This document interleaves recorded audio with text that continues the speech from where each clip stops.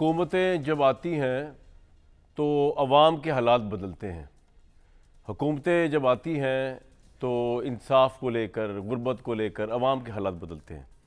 पाकिस्तान में जब हुकूमत आती है तो अवाम के हालात तो पहले से भी बदतर हो जाते हैं, हुक्मरानों के हालात बदल जाते हैं। मतलब मुझे कोई इसमें एतराज़ नहीं कि हसन और हुसैन नवाज़ जो है उनको बरी कर दिया गया, बिल्कुल गलत केस होगा, उनको साथ नाजायज़ हुआ काम। लेकिन जितना फौरी इंसाफ प्राइम मिनिस्टर के भतीजों को मिला है, इतना फौरी इंसाफ एक आम पाकिस्तानी और बिलखसूस उस वोटर को हासिल नहीं है जिसकी वोट की ताकत से शहबाज शरीफ साहब, इमरान खान साहब, आसिफ अली जरदारी साहब, ये लोग, मरीम नवाज साहिबा, ये लोग इक़्तिदार तक पहुँचते हैं। उनको ये सहूलत हासिल नहीं है कि वो इतनी जल्दी जो है उनके साथ इंसाफ ऐसे हो जाए कि वो बरी हो जाए। अच्छी बात है, बरी होगी, मैं तो बड़ा खुश हूँ। उनके साथ ज़्यादती होगी, नाइंसाफ़ी होगी, अदालत ने सही फैसला दिया होगा। लेकिन जितना फौरी इंसाफ हुक्मरानों को मिलता है, अभी हमने देखा जब PDM 1 आई कि शहबाज शरीफ साहब जिनके ऊपर फ़र्द जुर्म लग, आप सोचिए पाकिस्तान का कोई आम शहरी होता अगर शहबाज शरीफ साहब और फ़र्द जुर्म लगनी होती तो फ़र्द जुर्म लग भी चुकी होती, पता नहीं जेलें और कैदें हो भी चुकी होती, लेकिन वो प्राइम मिनिस्टर बन के रातों रात फ़र्द जुर्म सब कैंसिल, केस सारे विड्रॉ, आराम से salute, guard of honour, police, ये वो शशके प्रोटोकॉल और ये जा और वो जा। और वो अवाम जिसने वोट दे के शहबाज शरीफ साहब को प्राइम मिनिस्टर बनाया होगा वो उसने धक्के खाएगी। वो 20-20 साल कोर्टों में जलील होगी, उसको ना पुलिस से इंसाफ मिलना है, ख़ासतौर पर ना पंजाब पुलिस से इंसाफ मिलना है, बाकी सूबों की पुलिस से भी कोई नहीं खास मिलना, सिंध KP वगैरह से, ना उसको अदालतों से इंसाफ मिलना है। ये इनके लिए इंसाफ है जिनको वोट की ताकत दे के आप ताकतवर बनाते हैं, ये सारा इंसाफ अपनी जेब में डाल के ले जाते हैं।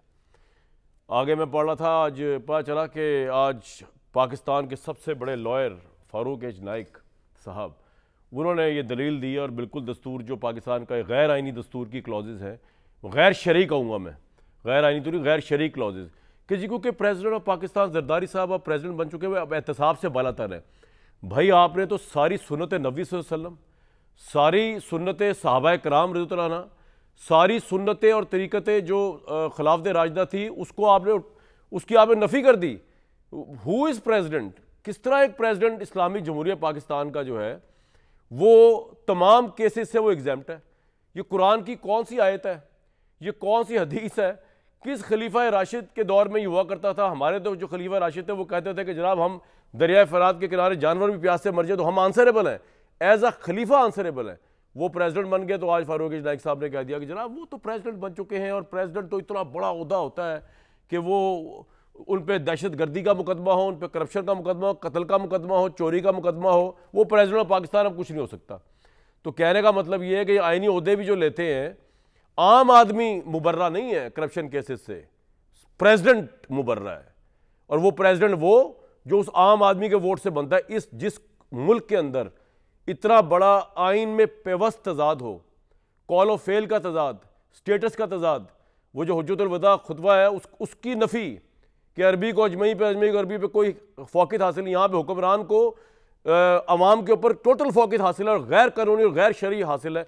तो ये मुल्क इसी तरह दिवालिया होते हैं, IMF से भीख मांगते हैं, गल्फ स्टेट से भीख मांगते हैं। जिस मुल्क में इंसाफ नहीं होता, रूल ऑफ लॉ नहीं होता, उसमें यही होता है। बहुत वार्म वेलकम मियां जावेद लतीफ़ साहब, इरशाद भट्टी साहब, आमिर इलियास राना साहब। भट्टी साहब, सबसे पहले तो आपको मुबारकबाद हो, आज हसन और हुसैन भी जो है बरी हो गए। आप अहदे पता नहीं किस का अहद याद करते रहते हैं, असल में तो अहदे मरीम नवाज साहिबा है। आप लोग जले या ना जले, अगर अब मैं अपने एक और पॉइंट ऑफ व्यू से देखूं तो बकौल नून लीग के जिन लोगों के साथ नाइंसाफ़ी हुई थी, आज तमाम वो लोग इक़्तिदार में हैं, सवाए मियां जावेद लतीफ़ साहब के ऑफ कोर्स। और उसके अंदर मरीम साहिबा ने भी जेलें भुगती, आज वो वज़ीर आला है। शहबाज शरीफ साहब कहते हैं मैंने भी जेलें भुगती, आज मैं वज़ीर आज़म हूँ।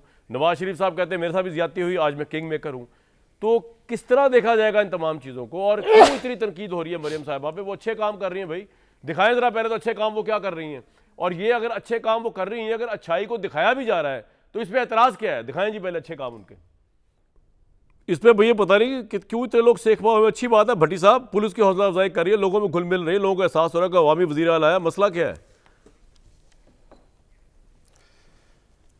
मेरे हीरो कामरान भाई, सबसे पहले तो इस सवाल पे आने से पहले ये ज़रूर कहना चाहूँगा कि पाकिस्तान इस वक्त हालत जंग में है। अफ़गान सरहद पर इस वक्त भी कशीदगी है और इस वक्त भी जान हथेली पर रख कर हमारे जवान सहरियाँ और इफ्तारियाँ कर रहे हैं और हमारी हिफाजत के लिए खड़े हैं, सीने पे गोलियाँ खा रहे हैं। और मैं अपने शहीदों और गाजियों की फ़ौज को यकीन दिलाना चाहता हूँ कि हम सब आपके साथ हैं। और दूसरा, जो सरमायाकारी कौंसल के झंडे तले हमारे लिए भीख मांगने, पैसे लाने, सरमायाकारी लाने के लिए जो टीमें निकली हुई हैं, सर आपको उस पर भी मुबारक हो। अल्लाह करे कि आपका ये मिशन मईशत कामयाब हो जाए। तीसरी बात आपने कही कि अवाम के हालात नहीं बदलते, हुकूमतें बदल जाती हैं, हुक्मरान के हालात बदल जाते हैं, दरियाए फरात हुक्मरान के बदल जाते हैं सर, अवाम के नहीं जी और जी दरियाए फरात के किनारे कुत्ता भी मर जाए तो वो हज़रत उमर रदी अल्लाह ताला अन्हु ने कहा था कि वो मेरा ज़िम्मा होगा, मैं उसका ज़िम्मेदार हूँगा। सर सुबह से शाम तक मेरी माएँ, बहनें, बेटियाँ लाइनों में लगी हुई हैं।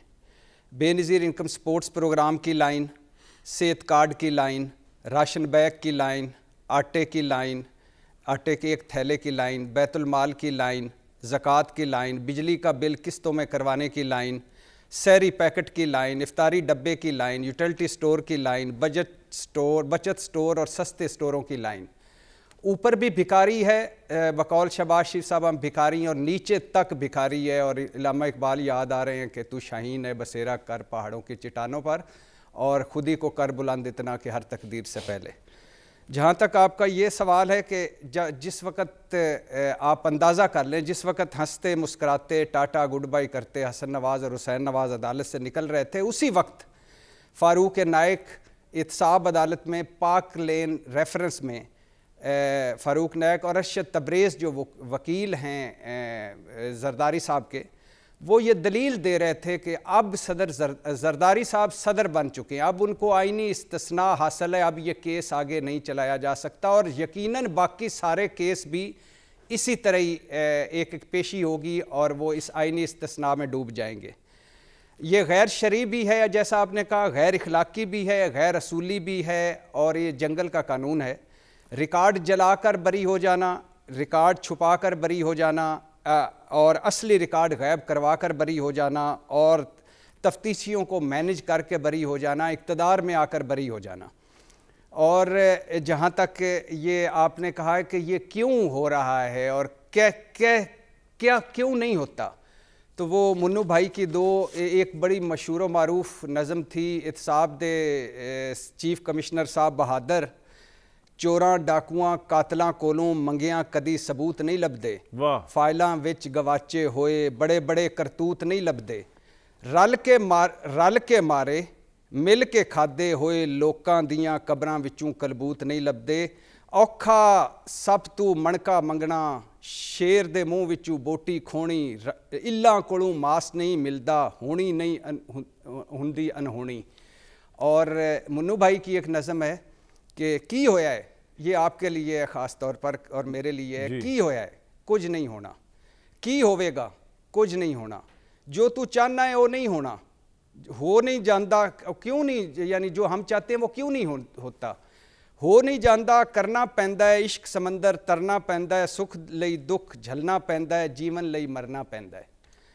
बात यह है कि मैंने पहले भी कहा था, फिर कह रहा हूँ कि रमज़ान की इन बाबरकत सातों में और पुरनूर सातों में जब शहबाज शरीफ, आसिफ अली जरदारी अब सदर बन गए हैं, शहबाज शरीफ साहब वज़ीर आज़म बन गए हैं, मरीम नवाज़ साहबा वज़ीर आला बन गई हैं, और इसहाक डार साहब दूसरी मरतबा वज़ीर बनकर वज़ीर ख़ारजा बनकर, वैसे ये भी बड़ी हैरत की बात है कि इसहाक डार साहब वज़ीर ख़ारजा हैं, और इस वक्त जो इस कौम का चौथा बदतरीन पासपोर्ट है उसको अब बार वो सफारती जंग लड़ेंगे।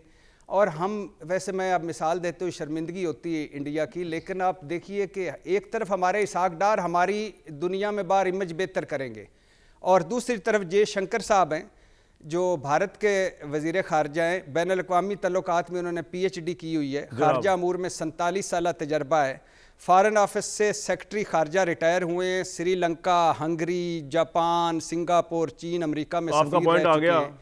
कहाँ हमारे यहाँ साहबजादा याकूब खान और आगा शाही, और कहाँ अब इसहाक डार साहब।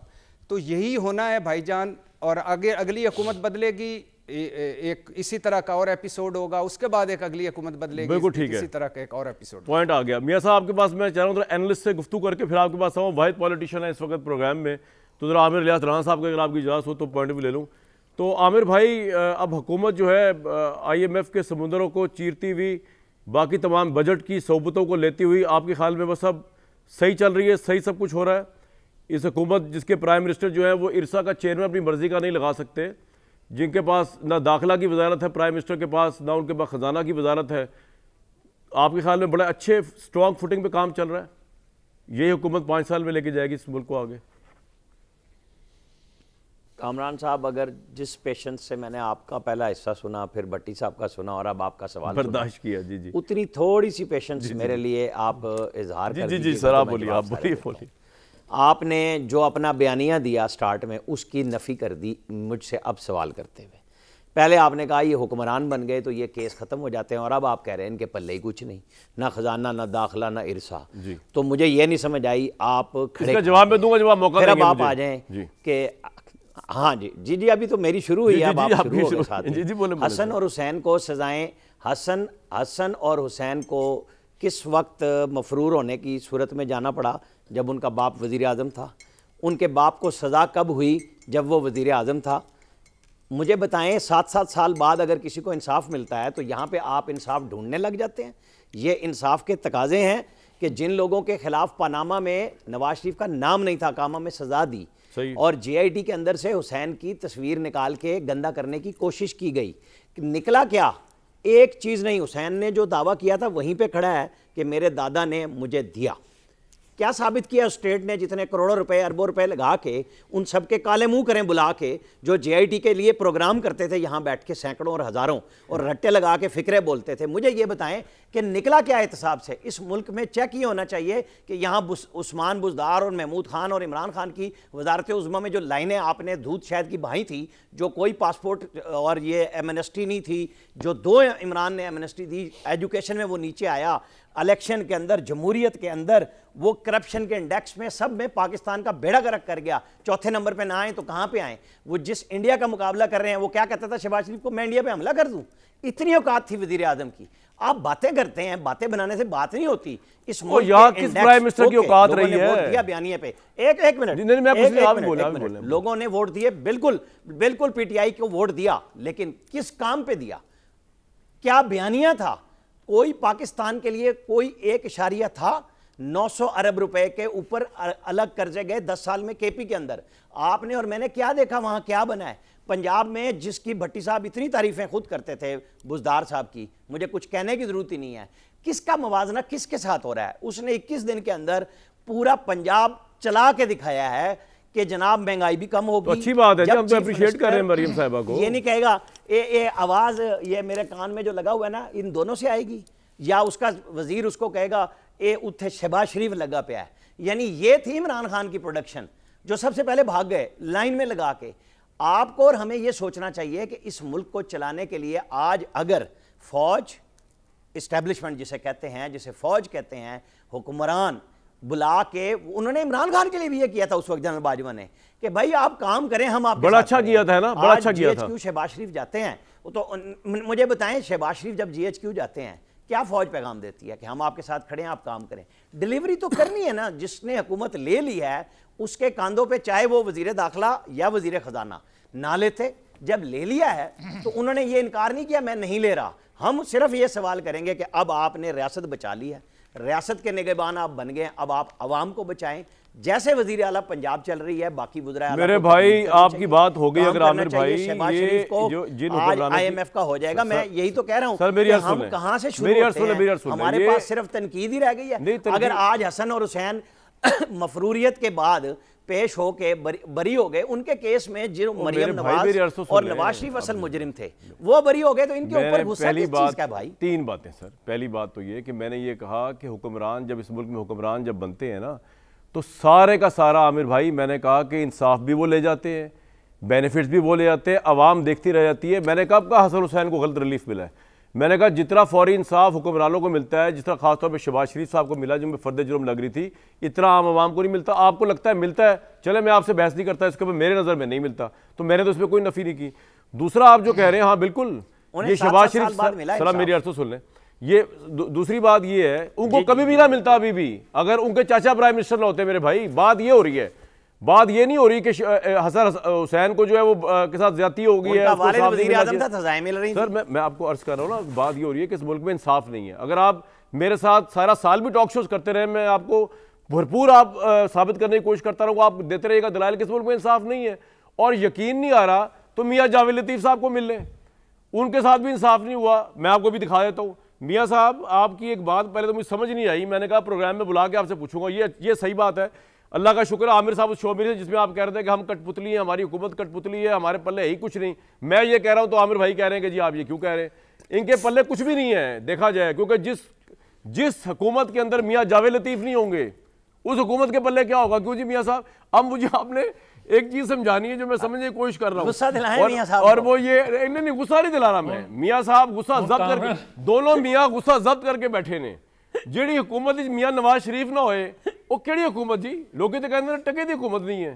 तुसी पता नहीं नवाज शरीफ साहब क्यों आए सन कि जी वो लीड करनगे उन्होंने वोट पैन के ओदी वजह तो आए सन कि जी नून लीग ऐ ते वाकई इस हुकूमत की क्रेडिबिलिटी कोई नहीं है जिहदे दो मियाँज ना हो, एक साडे मियाँ शो वाले मियाँ जावेद लतीफ़ साहब, एक मियाँ मोहम्मद नवाज शरीफ। तो मैं सीरियस गल कर रहे हैं, ऐसी की हैसियत है इस हुकूमत की।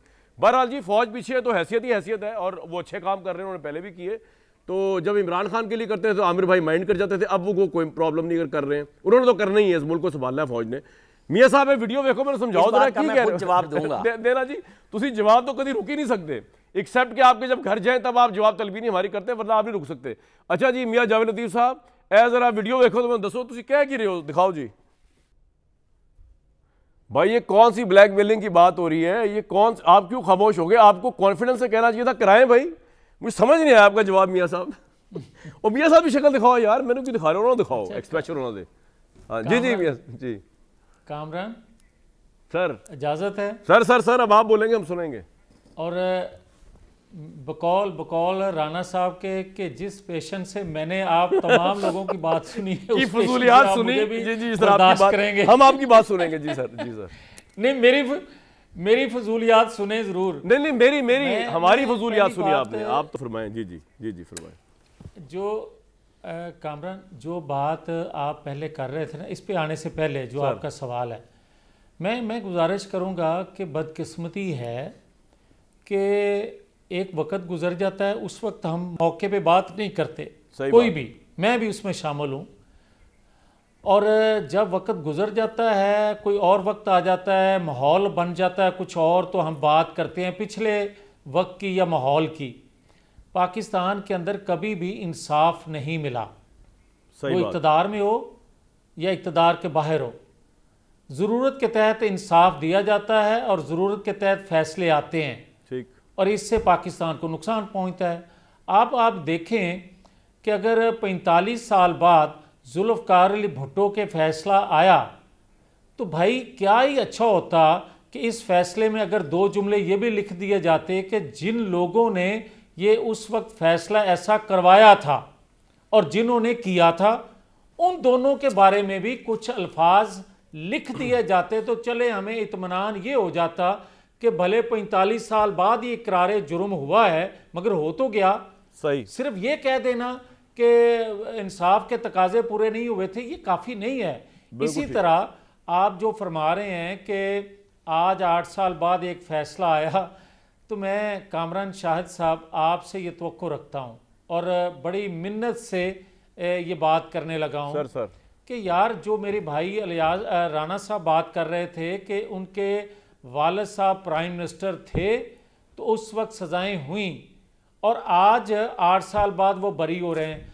आप मुझे ये बताएं कि उनके प्राइम मिनिस्टर होते हुए भी, बेगुनाह होते हुए भी सज़ा मिल गई और उस वक्त भी फैसला हो चुका था जब नवाज शरीफ प्राइम मिनिस्टर थे, उनके वालिद ये प्राइम मिनिस्टर नहीं है इसलिए उनको सजाएं हुई। तो अच्छा अगर हो गई तो हम किस वक्त जाके इंसाफ का नहीं मैं तो कह रहा हूँ बड़ा अच्छा हुआ यार जावेद साहब, मेरी एक बात समझे आप। सर आपके साथ ज्यादती हुई, गद्दारी के केस ये वो, क्योंकि आप उस वक्त इस वक्त के इक़्तिदार आला के बरक्स कैंप पे खड़े हुए थे, तो ये इंसाफ तो ना हुआ ना। अब आप जो चाहे करते फिर आप शुतर बे, मतलब इंसाफ जब हुक्मरानों भी इतलाक नहीं हो रहा उसका। नहीं, ये भी नहीं। हाँ नहीं कामरान ये भी मुनासिब नहीं, ये भी मुनासिब नहीं। बात ये है कि मैं 3 बंदों का नाम लेता हूँ। जुल्फ़कार अली भुट्टो 45 साल बाद आप दिखा रहे हैं उसको कि इंसाफ के तकाजे पूरे नहीं हुए।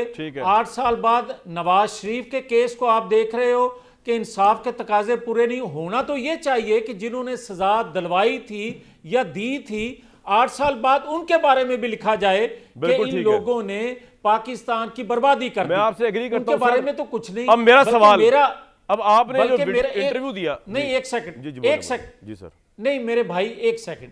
अब मैं तीसरा नाम ले लूं। तीसरा नाम है इमरान खान। वाह, मुझे ये बताएं, इमरान खान गिरफ्तार हैं और 9-10 मई के वाक़े को 10 माह हो गए हैं। आप मुझे ये बता दें कि इद्दत का केस का फैसला आ गया, दीगर फैसले आ गए, स्टेट रियासत पे अगर हमला हुआ है, अगर हमला हुआ है तो उसका फैसला क्यों नहीं आ सकता? भाई आप रियासत, आपके ख्याल में क्यों नहीं आ रहा? चले मियां साहब आप बताएं, मियां साहब आप बताएं, मैं क्यों नहीं आ रहा? सहूलतकारी है यार, अच्छी सहूलतकारी है, इंतखाबी निशान उसके पास नहीं था, जीत के वो हुकूमत में नहीं आ सका, तो फिर भी सहूलतकारी है सर। वो एक सेकंड, ओ भाई मेरी बात सुन लेना। आप ये बताएं कि अगर ये 3 फैसले इलेक्शन से 1 हफ्ता पहले ना दिए जाते, अच्छा, ये भी इमरान खान के हक में दिए गए, ठीक है सर। अच्छा मियां साहब मेरी बात सुनो, अब मेरी इस इंटरव्यू ने आप जो आपने सवाल किया, अब मैं दोबारा रिपीट करता हूं, आपके इंटरव्यू ने आपसे बात हो रही है सर, कंट्रोवर्सी जनरेट की कि आप खुदा ना खास्ता ये कह रहे हैं कि पता नहीं क्या हुआ। आप क्यों खामोश हो गए जब बात हुई N130 की? आपने क्यों कहा कि ब्लैकमेलिंग हो रही है इस पे आपके साथ? मैं बताता हूं। मैं कामरान शाहिद साहब सर ऑन ओथ कह रहा हूं ये बात, ऑन ओथ कह रहा हूं ये बात कि पैसे लेके जिताया या हराया जाए तो फिर ऐसे ही रियासतें चलती हैं। मैं सबूत के साथ वक्त आने दें। नवाज शरीफ के कहने पे मैं रुका हुआ हूं, दयानतदारी से कह रहा हूं, मेरे पास सारे सबूत हैं, मेरे पास नाम हैं, मैंने ऑन ओथ कहा है मैं नाम लूंगा।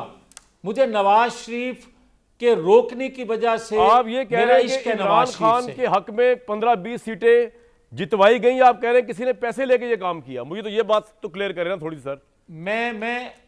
मैं बड़ा क्लियर हूं। मैं कहता हूं कि खैबर पख्तूनख्वा की हुकूमत भी और पंजाब के अंदर भी पिक एंड चूज किया गया है। मैं आपको किस लिए किया गया है, उसका मकसद क्या था? जब एट द एंड शहबाज शरीफ को प्राइम मिनिस्टर बनाना है, नवाज शरीफ का रास्ता रोकना, नवाज शरीफ का रास्ता रोकना, हंग पार्लियामेंट लेके आना।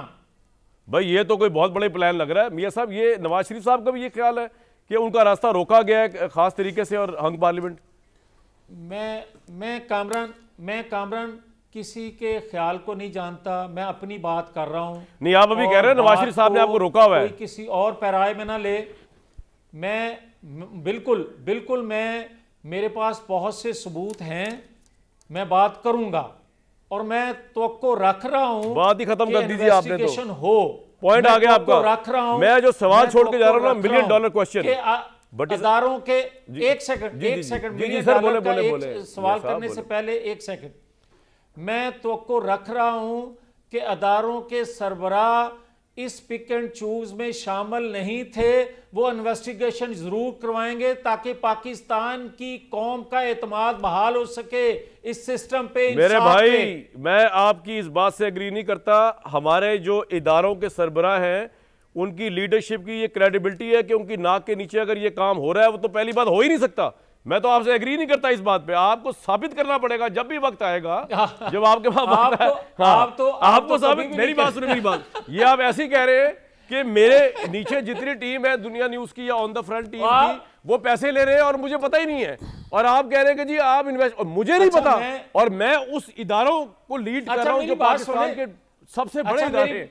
मियां साहब मैं आपके मैं नहीं मानता ये आपकी बात। एक बंदे को पैसे दे के आया था, चेक कर लें। आपके नीचे एक बंदे को पैसे दे के आया मेरे नीचे, फिर बात कर नहीं। आप किसकी बात कर रहे हैं? ऑन द फ्रंट की टीम की बात कर रहे हैं या किसी इदारे की बात देती होनी है? दसो दसो किदी गल कर रहे हो? मेरी तो टीम पूरे पाकिस्तान में फैलियां ने। और मैं यही तो बात है, आपको पता ही नहीं, तुसी पता नहीं किहड़ी टीम में मिलके आए हो। ठीक मियाँ साहब माशाल्लाह, आजकल आप पे जो है ना सच बोलने का, मैं लफ्ज़ दौरा इसलिए नहीं बोलना चाह रहा, मैं तो खैर आप ये ना समझेगा मैं कोई वो कर रहा हूँ, लेकिन मुहावरा है ना, सच बोलने का दौरा पड़ गया किसी पे तो अच्छी बात है, आजकल आप सच बोल रहे हैं। तो भट्टी साहब आपको भी कुछ सच के फिट्स पढ़ने चाहिए। मैं आपको फुल टॉसेस दिए जा रहा हूँ और आप मार ही नहीं रहे छक्के, और आमिर साहब को मैं टिप टिप करा रहा हूँ और वो क्रीज से बाहर मार रहे हैं। तो ब्रेक में मैं सवाल छोड़ के जा रहा हूँ भट्टी साहब, आखिरी मौका आपके पास। वो ये है कि भाई इन्होंने तो कहानी चेंज कर दी। वो तहरीक इंसाफ वाले कह रहे हैं कि हमारे खिलाफ धांधली हुई है, मियाँ साहब कह रहे हैं कि मियाँ नवाज शरीफ का रास्ता रोकने के लिए धांधली हुई है। तो भाई ये तो तय कर रहे हैं, क्योंकि तहरीक इंसाफ वाले एहतजाजी तहरीक में जा रहे हैं, को समझाया जाए कि भाई धांधली आपके खिलाफ नहीं हुई। ब्रेक के बाद भट्टी साहब और आमिर साहब और बाकी लोग, मियाँ साहब भी बात करेंगे। जी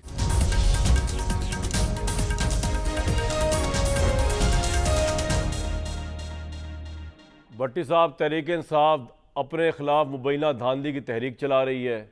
मियाँ जावेद लतीफ़ साहब कह रहे हैं कि नून लीग के साथ नहीं, नवाज शरीफ साहब के साथ धांधली हो गई है, नवाज शरीफ साहब को रास्ता रोकने की कोशिश की गई है, प्लान बनाया गया है। बज़ाहिर उसके बेनिफिशरी शहबाज शरीफ साहब नजर आते हैं। फिर सवाल ये है कि शहबाज शरीफ साहब ने नवाज शरीफ साहब का रास्ता रोका है, और नवाज शरीफ साहब का रास्ता क्यों रोका जाएगा? वो तो इस मुल्क के लिए बड़े अच्छे प्राइम मिनिस्टर साबित हुए, 2/3 उन्होंने बड़े अच्छे काम किए। कौन रोकेगा, कौन क्यों कर हुआ है, क्या मामला है माजरा? जनाब भट्टी साहब कोई रोशनी डालें। बमशल फेंके मियाँ साहब ने। मेरे भाई मुनीर नियाजी साहब का शेर है कि किसी को अपने अमल का हिसाब क्या देते, सवाल सारे गलत थे, जवाब क्या देते। वाह। मेरे भाई ने अभी यहाँ कहा कि मेरे भाई उसने अभी कहा कि उस्मान बुज़दार की तारीफ इरशाद भट्टी ने की। अब देखें इससे बड़ा गुनाह कबीरा मुझ पे और क्या लग सकता है। लगा दें भाई। अल्लाह के बंदे, मैंने सही कहा कि आप हमेशा तंज करते थे, उसकी ऐसी की तैसी फेरते थे। मैं आपकी बात की तायद कर रहा था। हाँ। आपने हमेशा उस्मान बुज़दार को बुरा कहा, तो मैंने वो बात कही। और तो मियाँ साहब तुम चंगे रह गए हो, पावर ना यकीन करो, दोवें मियाँ नू कह रहे हैं। मैं तमाशा जो लगे है ना, मैं ते भट्टी साहब ते आमिर साहब ऐसी जलील होंदे रहांगे, तुम चंगे रह गए हो। आराम नाल तुसीं इत्थे बैठे हो, मियाँ साहब लंदन जा रहे हैं, बिल्कुल सौखे रह गए हो इज्जत नाल। बड़ी बुरी होनी है थोड़ी गवर्नमेंट नाल। जी भट्टी साहब कंटिन्यू। दूसरी बात ये मेरे भाईजान के ये इलेक्शन तो छेड़ ही बना दी है, मुस्लिम लीगियों की छेड़ ही बन गई है। मैं नवाज शरीफ साहब से कम अज़ कम इतनी तवक्को ज़रूर करता था जितनी डॉक्टर निसार चीमा ने ज़र्फ़ दिखाया कि हार कर पार्लियामेंट जाने से बेहतर है कि हार कर घर बैठ जाऊँ। नवाज शरीफ साहब बहुत बड़े हो जाते अगर वो कहते कि अगर फार्म 45 खोलो और अगर मैं नहीं जीता हुआ तो मैं पार्लियामेंट नहीं जाता। दूसरी बात यह है कि मियाँ जावेद लतीफ़ साहब ने बड़ी एक ये अलार्मिंग बात की है कि उन्हें नवाज शरीफ साहब ने रोका हुआ है। ये बड़ी हैरान कुन बात है कि मुस्लिम लीग नून के साथ जुल्म अजीम हो गया है। मुस्लिम लीग नून के उन लोगों के साथ जो नवाज शरीफ साहब की टीम के साथ टीम में थे, बकौल मेरे भाई और नवाज शरीफ साहब ने रोका हुआ है। ये क्यों रोका हुआ है मुझे इसकी समझ नहीं आ रही। और जावेद लतीफ़ साहब को बुलाया जाए, जिस तरह पीर पगाड़ा ने, महमूद खान अचकज़ई ने, अमल वली खान ने, मौलाना साहब ने इल्ज़ाम लगाए हैं कि इलेक्शन बिका है, उसी तरह जावेद लतीफ़ साहब को बुलाया जाए और उनसे सबूत लिए जाएं। तीसरी बात यह कि अब आखिरी बात के अगर तहरीक इंसाफ भी धांधली कह रही है, मियाँ जावेद लतीफ़ साहब भी धांधली कह रहे हैं, तो मेरे ख्याल से कि फिर जागते ही रहो, साढ़े तीन। ठीक है मियाँ साहब, एक मिनट आमिर साहब से पहले पूरी बात सुन लो, उसके बाद आपके पास आऊँगा। आप रेस्ट छोड़। जी आमिर भाई, समझ आई कुछ आपको मियाँ जावेद लतीफ़ साहब की कि नवाज शरीफ साहब को रास्ता रोकने के लिए धांधली हुई है? क्यों कर हुई, किस तरह हुई, किसने की? भाई देखें, मियाँ जावेद लतीफ़ साहब जाने, उनके लीडर जाने कि दोनों आपस में क्या बात कर रहे हैं, और ये जवाब दे लेंगे। मेरा सवाल कुछ ये है कि जो नवाज शरीफ के बारे में इतनी आराम से बात कह रहे हैं कि जी वो हार जाए और वो मान लेते, भाई जिसके नाम पे सारे लोग जीत रहे हैं, जहां मानसेरा में उसके साथ वाली सीट पे सरदार यूसुफ उसके वोटों से जीत रहा है, उसको आप हरा रहे हैं माशाल्लाह। आप लाहौर में हरा देते हैं, उसके दोनों एमपी नीचे से जीत जाते हैं, तो नवाज शरीफ को आपने तंजिया निशाना बनाना है। भाई बहुत अच्छी बात है, क्योंकि आपके लब आज़ाद हैं, उसको तो कोई नहीं रोक सकता ना। आपकी ख्वाहिश है कि हर बंदा इस तरह बोले जिस तरह मेरा दिल करता है, ऐसे नहीं होता।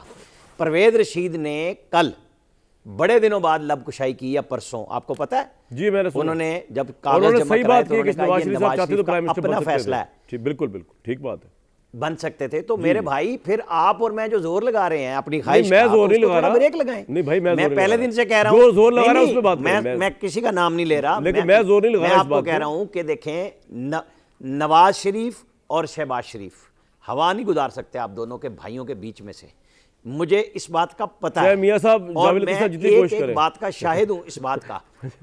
ये नहीं वो भी ये बात नहीं कह रहे, जिनके बारे में वो बात कह रहे हैं आप उनको अच्छी तरह जानते हैं, मैं नाम उनका भी नहीं लेता, आप ही लेंगे किसी दिन, उस पर आप पे छोड़ देते हैं। इशू ये है कि जब उन्होंने अपनी बेटी को और अपने भाई को वजीर आला और वजीर आजम नामजद किया, तो ये फैसला किसी तीसरे का नहीं था। आपको पता है यहाँ टेलीविजन पे बोलने वाले थे कि नवाज शरीफ बस आ गया, एक मिनट, वो जरदारी आ गया, मैं कोई खत्म करता हूँ, वो जरदारी के वोट पे गए, वो यूसुफ रजा गिलानी के वोट पे गए, वो तो कर्टसी करनी थी मरियम नवाज के भट्टी साहब का मौक़िफ़ है ना। एक मिनट, वो पता है कहाँ गए, वो पता है कहाँ गए, जहां इमरान खान की ख्वाहिश थी, जहां से उसने नवाज शरीफ से वो पूरा शौकत खानम अस्पताल का प्लाट लिया, वो वहां गए जहां शहबाज शरीफ की सीट पे वो बैठना चाहते थे, बुजदार को सामने बिठाते थे, उनकी ख्वाहिश ही ये सीट थी। वो पॉइंट आ गया सर, मंजर देखते होंगे और परेशान होते होंगे। ये तो ठीक है, पॉइंट आपका आ गया। मियां जावेद साहब, आप हाथ खड़ा कर रहे थे पहले भट्टी साहब की बात, पहले वो बात कर रहे हैं आप जी, क्या कह रहे थे आप? मैं एक बात का जवाब तो इलियास राना साहब ने दे दिया कि नवाज शरीफ को किस तरह हराया गया, मानसहरा की सीट का और उसके साथ वाली सीट का उन्होंने आपको बताया, जिस तरह उन्होंने लाहौर का बताया। मगर मैं ये ज़रूर अर्ज़ करना चाहता हूँ कि इरशाद भट्टी साहब हों या इन जैसे और मेरे कोई भाई हों, वो अपनी बात करने में आज़ाद हैं, मगर अपने जो ख्वाहिश वो मायने किसी दूसरे के मुंह में नहीं डाले जा सकते, ना करना चाहिए। मैं जो कह रहा हूँ वो इलियास राना साहब भी समझते हैं, भट्टी साहब भी समझते हैं और कामरान शाह साहब भी समझ रहे हैं। मगर एक बात जो कहना चाहता हूँ, देखें नवाज शरीफ के सीने में वो राज हैं कि उसको आपने हाईजैकर बनाया, उसने कौमी मफाद में वो कोई बात ना की, आपने उसको ताहयात नाहल किया, उसने वो कोई बात नहीं की, आपने उसकी बेटी को गिरफ्तार किया, उसने कौमी राज से पर्दा नहीं उठाया, तो वो नवाज शरीफ नहीं है।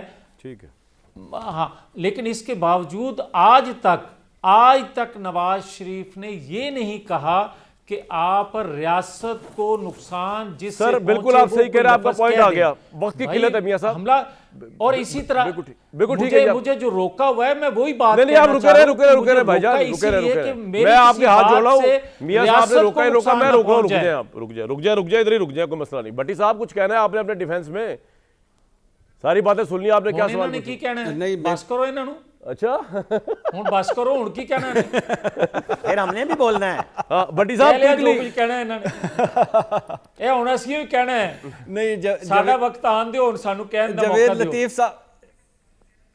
जवेद लतीफ साहब को मौका दें जी। जवेद लतीफ साहब मैं जी छोड़े जी, मैं एमी मौका कोई देता है इधर, ना कुर्सी को छोड़ता है ना स्क्रीन को छोड़ता है, मैं खुद मौका लूंगा। ब्रेक में जाते जाते जो मेरे तीनों भाई सामने बैठे हैं, कोई एक बात का शायद नहीं पता, और मैं आपको बड़ी जिम्मेदारी से बता रहा हूँ, मियां नवाज शरीफ साहब जो है ना, मैंने पहले भी बात कही थी, उनको दो दुख लगे हुए, एक दुख तो उनका जाती है, मैंने डिस्कस किया था।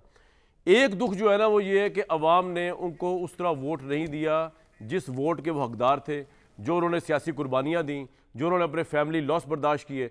ये बात आमिर इलियास साहब कुछ और बात कर रहे हैं, मियां जावेद साहब कुछ और बात कर रहे हैं, मैं कुछ और बात कर रहा हूँ, और मैं आपको बड़े वसूख से बात बता रहा हूँ। उनको ये बिल्कुल, मैं ये नहीं कह रहा N130 में धांधली हुई है, मैं ये बिल्कुल नहीं कह रहा, मुझे नहीं पता, वल्लाह आलम अस्सवाब, लेकिन ओवरऑल तो देखें ना, 70 सीटें ही मिली है ना PMLN को। ये आमिर साहब और मियां जावेद साहब किस तरह चेंज कर सकते हैं रियलिटी, लेकिन नवाज शरीफ साहब में इतनी सियासी गैरत है और सियासी शराफत है कि उन्होंने इसको रियलाइज़ किया है, और वो दुख उनके चेहरे पे है, और इसलिए वो प्राइम मिनिस्टर नहीं बने। प्राइम मिनिस्टर तो अब भी बन सकते थे, PMLN जब बनी रही थी, जिस तरह भी बन रही थी, उन्होंने कहा मैंने नहीं बनना, तो ये बात नहीं कोई कर सका।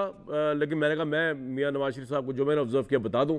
एक ब्रेक लेंगे, वो ये बात समझ नहीं आई जो उन्होंने कही है ना कि जी नवाज शरीफ साहब का रास्ता रोका गया, ये बात अब चलती रहेगी, ब्रेक के बाद बात करने की कोशिश करते। ब्रेक जी।